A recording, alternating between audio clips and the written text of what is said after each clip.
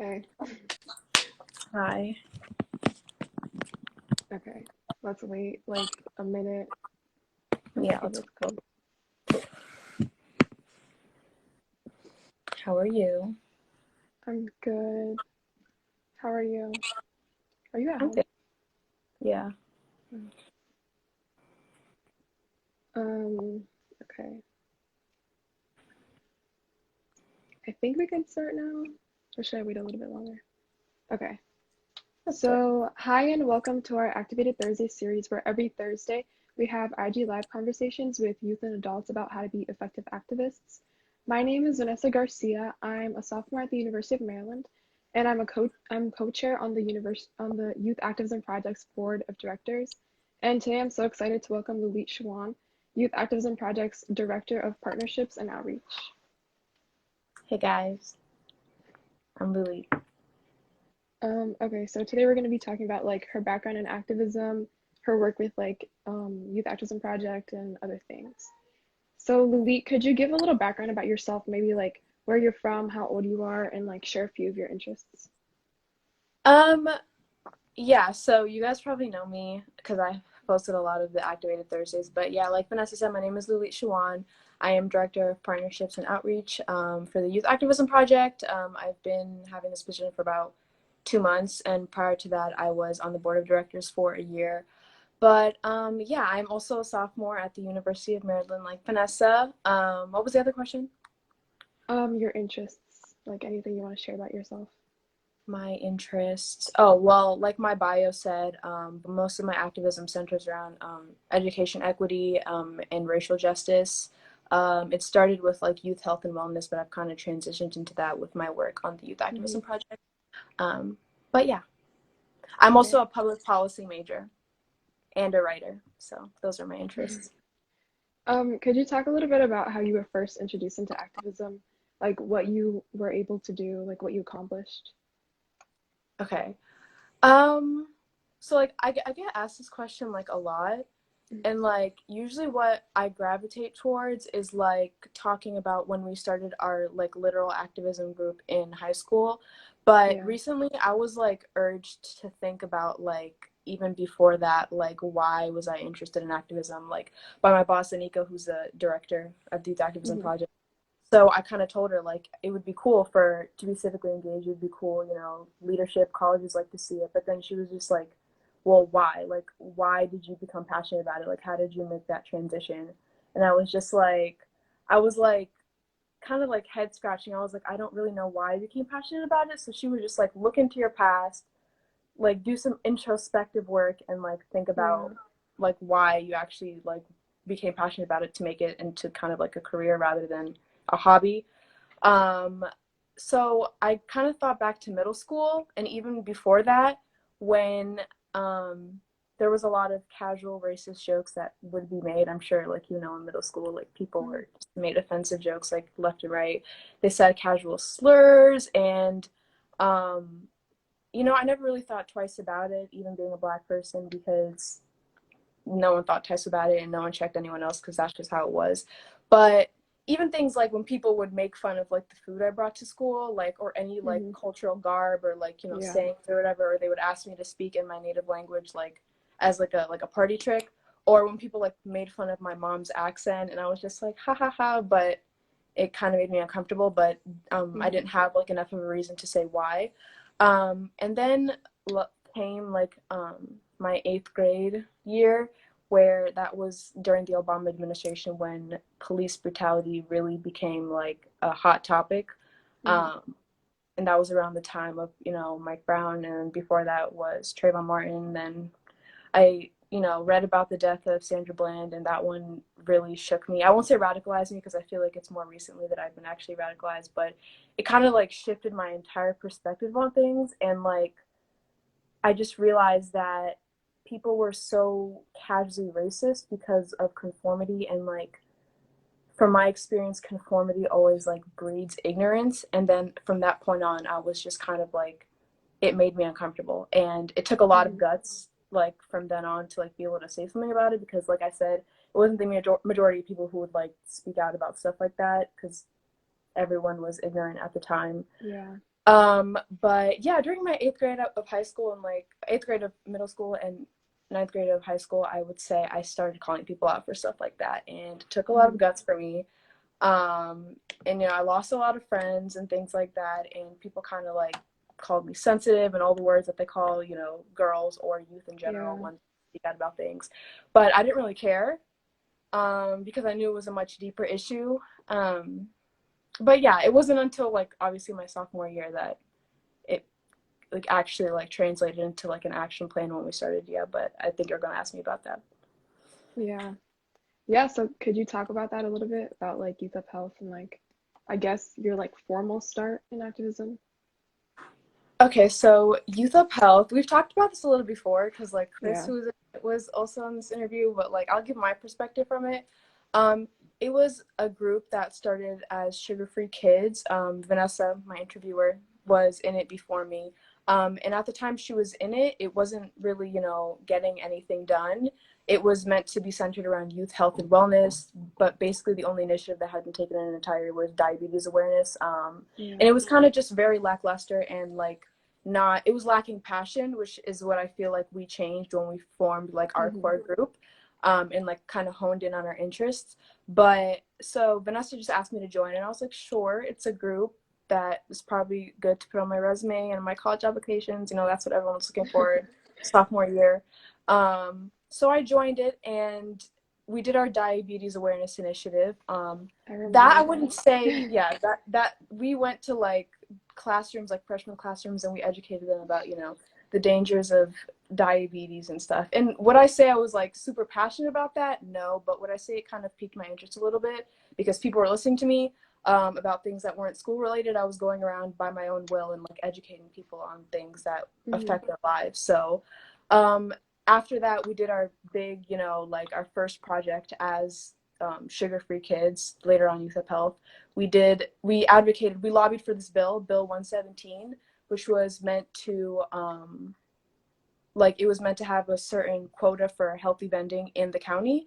It was later changed, like, so it wasn't in high schools, but just in the county in general. So we spent an entire year, like, I felt like I went from 0 to 100. Like, we spent an entire year kind of like figuring out how to do our first like major like lobbying project. Like my biggest thing was I wrote a statement to be read like at the hearing for that bill, and it took me so long. Like in hindsight, it wouldn't really take me that long now. It's a Yeah. statement. Not it's like to be like testified or whatever. Not even read by us because we had school, but like I was actually so excited about it. Like I went back and like I kept editing it. I know I sent it to you and I sent it to Yeah. Wendy. Oh, Wendy, by the way, Wendy's such a good, like, she's such a big part of this. Wendy is the president of the Hmm. Youth Activism Project. I know everyone knows her. You interviewed her before, but she was the one that like kind of brought Vanessa into Sugar Free Kids, and she was the one that like made me excited and made me actually Yeah. think that, like Like something that mentored I have to say, us. mentored me, and she talked to me as her equal completely. Like I was Hmm. 15, but she spoke to me not even like I was an adult, because she didn't think I needed to be an adult to be taken seriously, but she spoke to me as if I was her equal, even though I was a teenager. So she was a major part of that, and she was the one that kind of like egged me on to like, like make sure the statement was as perfect as possible. So, and like I was a young writer, so like I took it like super seriously, and yeah, we just spent the whole year doing that. Like I remember we were like spending whole meetings talking about our emailing format for every single council member and how we were going to address them, and then later on we went and like met the council members at a hearing and stuff Yeah. like that. So that was my entry into Sugar Free Kids. And then later on, after that first year in that first major initiative, we kind of transitioned over the summer and decided to rename ourselves Youth Up Health, so we could have like a wider scope of issues that we could cover, beyond just like physical health. So we kind of focus on like mental health awareness and things like that, and just anything that our general student body was interested in terms of activism. But yeah. Hmm. So basically transitioning from like youth up health and like high school to I guess like later on years in activism. So you've been working with the Youth Activism Project for a few years, like I have too. So can you talk about like your introduction to them and like what you did first? Maybe talk about like the guide to change that we wrote, what it So, was basically. yeah. So, the Guide to Change was basically like a play by play thing that we spent a whole summer working on, of like how to start a campaign from like the ground up, like a grassroots Mm-hmm. campaign from like nothing to like eventually starting a group and like meeting your first action plan or your first goal. That was another major thing that we did for the Youth Activism Project in terms of like actual work that wasn't in our high school specifically. But we spent, I think it was the summer of 2018, we spent basically that entire summer having like meetings like on Zoom or like going to President Wendy's house and like kind of like planning. We did our drawing boards, like our goal boards or whatever. We did our norms, and it was just like The norms. yeah, we did a lot of stuff that like it. A lot of this was like not necessarily about the content or the work we did, even though it was important. It was about like more like what it taught me about Yeah. activism and like, you know, forming a group and like leading a group and like meeting a goal from like start to finish and stuff like that. Like it taught me a lot along the way. But did you want me to talk about the Guide to Change more? Do you want me to talk about like other stuff I've done for Youth Activism Project? You can if you want. The Guide to Change. Um, so yeah, like besides high school being involved with the Youth Activism Project, because they obviously like they sponsored the group we had in high school, but Mm-hmm. outside of high school, that was like the first thing I did for the Youth Activism Project in and of itself. So that was like really exciting for me. And afterwards, after we graduated, obviously like they were such a major role like in our lives and like had a hand in all of our activism. So they asked me, Vanessa, and our friend Chris, who were in Youth Up Health, to join the board of directors, which is what I did after I graduated for my first year of college, which was like a whole different like realm of work and had a whole different like clerical side and like included a lot of teamwork and things like that and the kind of like logistical stuff, and Mm-hmm. yeah, it taught me a lot of responsibility. But yeah. Yeah, me too. So I know earlier this year you went to a conference in New York, where you spoke on a panel about like youth activism. Could you talk a little bit about that and like any takeaways you had from that experience? Yes. Um,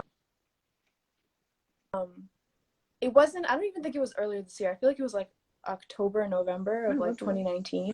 Oh, I don't know. And I don't have any really? concept It of feels like it what, was, but yeah, yeah.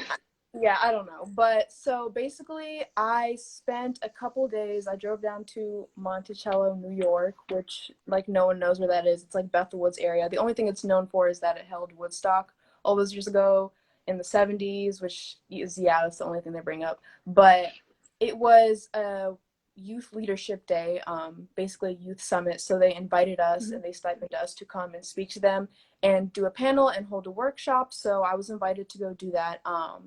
And it was a very, very interesting experience just because I've been super, like, sorry, I've always known that most of America is, you know, rural or, you know, there's not much around it. Like, it's not like necessarily suburbs or like cities we're aware of.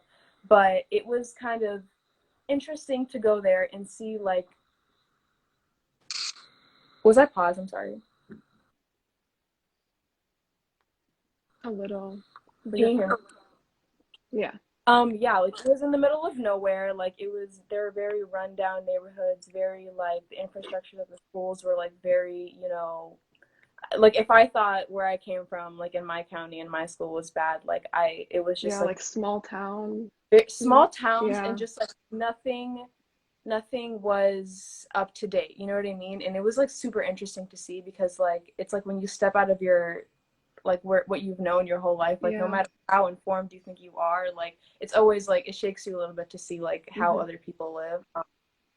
But yeah, like it wasn't like it was a horrible town or anything like that. It was just like it provided me like a different perspective about other people's lives. But I did that youth leadership day, so I basically had a panel, and it was really nerve wracking. It was like hundreds of kids. They were high schoolers, they were elementary schoolers, middle schoolers. It was like so diverse.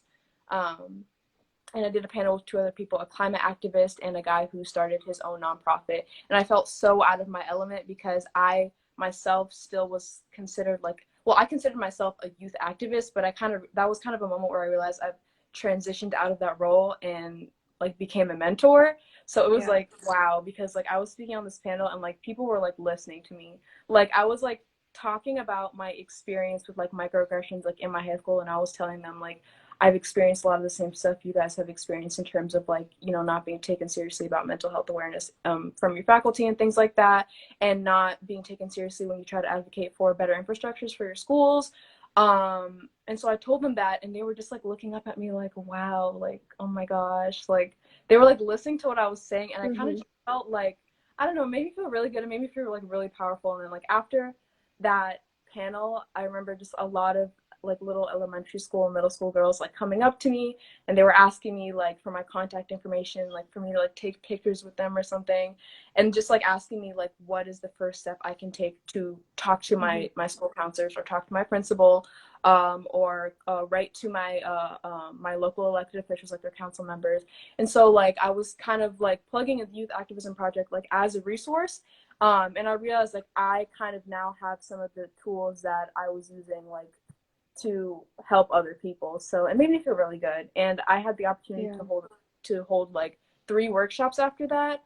Um, and those workshops kind of consisted of getting everyone, like smaller groups of kids, like to write down what they're interested in, like so big topics like mental health awareness, disability rights, gun control, racial justice, things like that. So we kind of just like did like a start to finish, like if you were going to hypothetically like start a group to advocate for this issue, how would you go about it? We talked to them. We kind of did like a mini version of the guide to change, which is how to start a Mm-hmm. campaign, and we focused a lot on like recruiting and how to like step out of your comfort zone and talk to people. And then we did like a writing workshop, so you know they could learn how to like the proper like etiquette to write for their elected officials. So that was that. It was a really really interesting experience because like it was just in a part of New York where it was obviously it's a blue state, but it was a part of New York where you could pick any given person and you can like get any type of view from them. Like there were such contrasting views on every single issue, and I've historically not have I haven't been like, you know, the best at talking to people who have directly opposing views as me, but that is another thing that it taught me, was how to like mentor people on how Yeah. to, you know, inflict change and be civically engaged for things that I'm not necessarily like I wouldn't do. You know what I mean? So Mm-hmm. yeah. Sorry, I talked so Yeah. much, but No, yeah. it's fine. I think that's why it's like really important because like you said how a bunch of like little kids came up to you and like were talking to you. Like you probably said some things that have heard for like the first time coming out of your mouth, like that they have thought and like they've wanted other people to like say or like point out, and you were like the first person to like talk about it. Yeah, like I just okay, let me just say this one moment with this little girl. Like Yeah. she came up to me and then she was just like she was telling me about how she had a lot of problems at home that were affecting her schoolwork and she had to Hmm. repeat a grade because of it. Um and she told her counselors who like at least for us, you know, sometimes we talk about how counselors aren't there for the things they're supposed to be for. Like, you know, they're not trained for, you know, mental health related issues. But, you know, the ones at her school apparently did nothing. Like they didn't like allow them to like have meetings one on one or whatever. And she was saying that she tried to reach out to them about the stuff that was going on at home for some lenience, perhaps like an IEP plan, but they basically turned her away and said that it wasn't their problem. And she started Yeah. crying in front of me, and she was just like, since then I've been trying to figure out like what I could do about it, and no one was on her side. But it was because she like came to the summit, that like she felt like she knew what to do after that, and then she even emailed me after I left New York, and it was like that was really nice. So yeah. Yeah.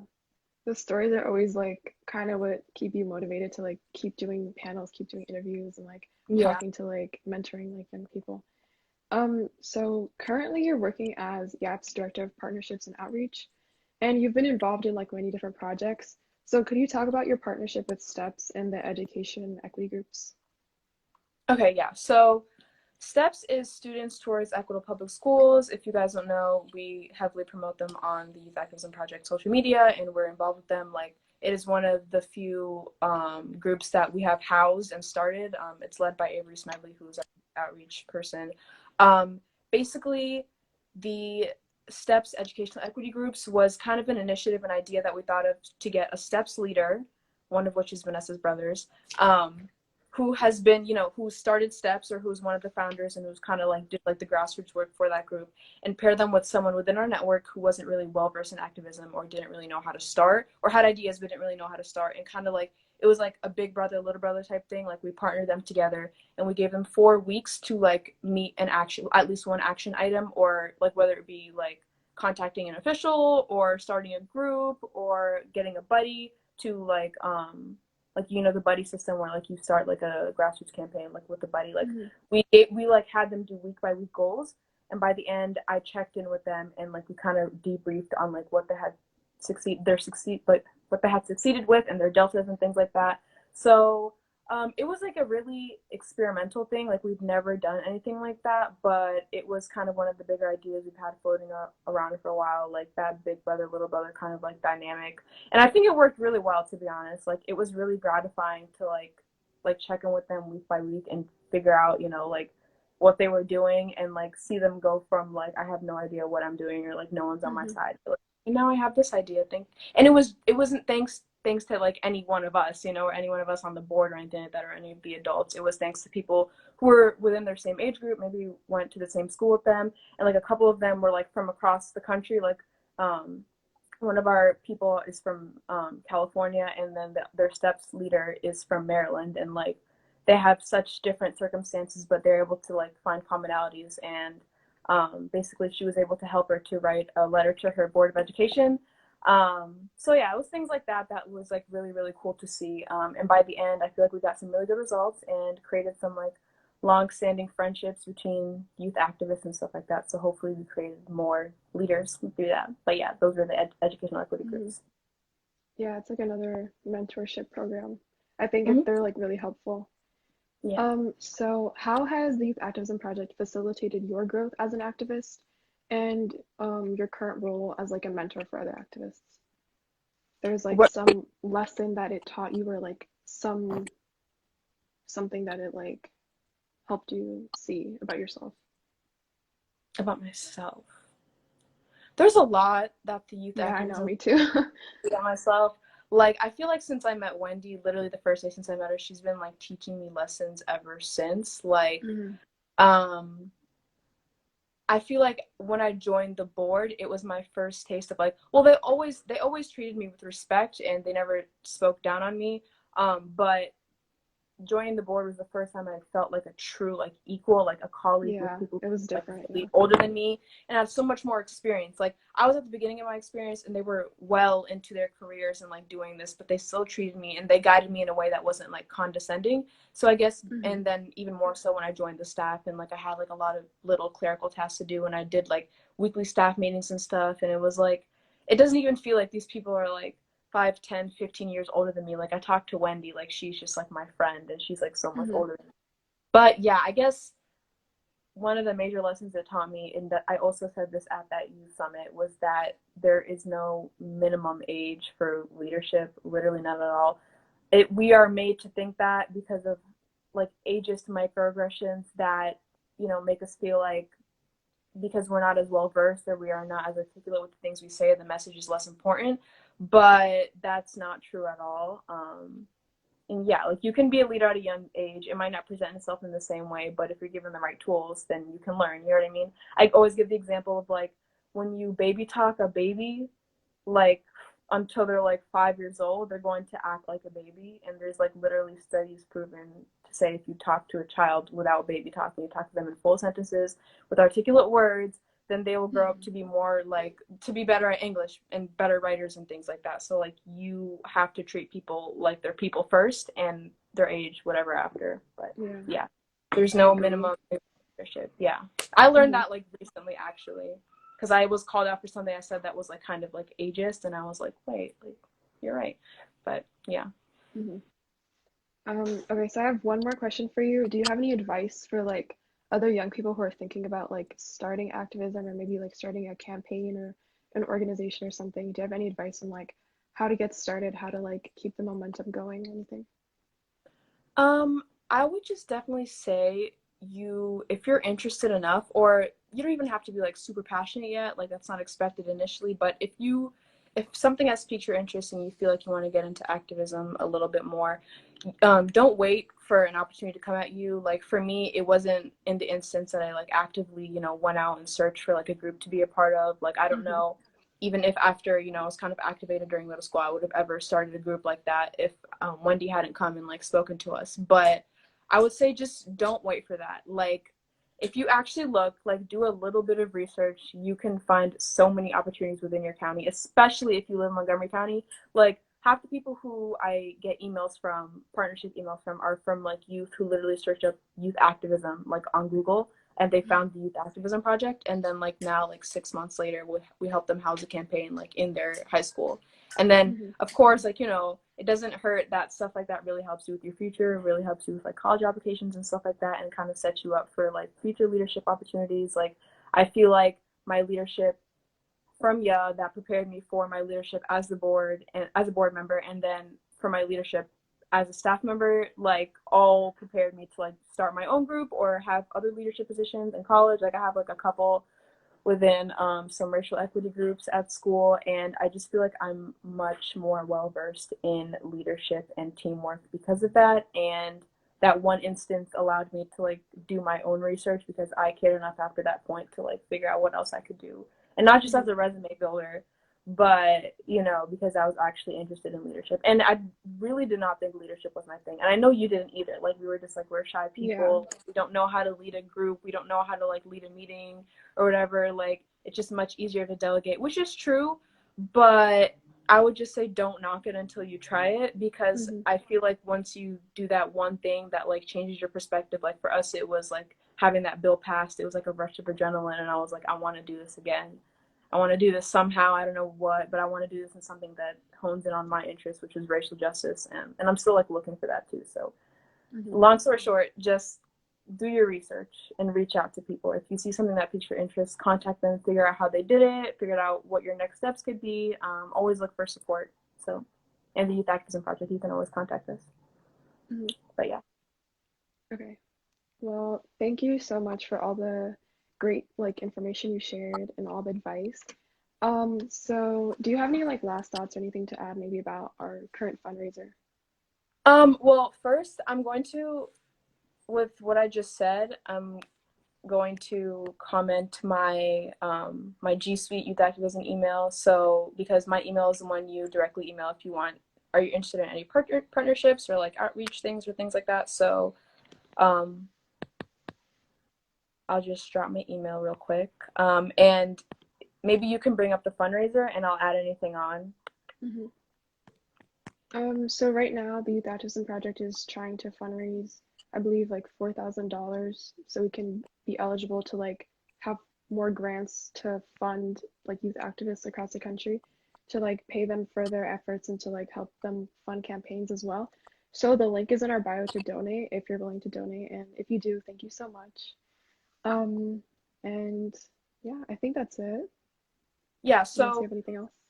about the fundraiser, it's like, so it's not necessarily the quantity of money, it's about the amount of donors. So whether it's like $1, $2, $3, $5, like, we have to get to 400 donors, and it will give us an additional $4,000 along with the 3,000 we've already raised. So when you donate, it'll give you like a little milestone. If you donate this much, you'll house this campaign or you'll support this. So like, you can go and see yourself like what your money can do for our cause. Again, we are like a small nonprofit, and we take any dollar we can get, and any dollar we use, we're not like other nonprofits, we don't, you know, hide our money or whatever. Like, every single dollar is strategically used for our different campaigns, and right now it's voter registration, mental health, and educational equity. So if you can literally ask us like where your money goes, and we'll tell you. So yeah, I encourage everyone to donate $5 less, you know. Link is in bio. I think that's it. I think we're Yeah, I good. think that's true. Okay, well, thank you for talking to me. We'll be back next Thursday between 5 and 7 p.m. for another interview.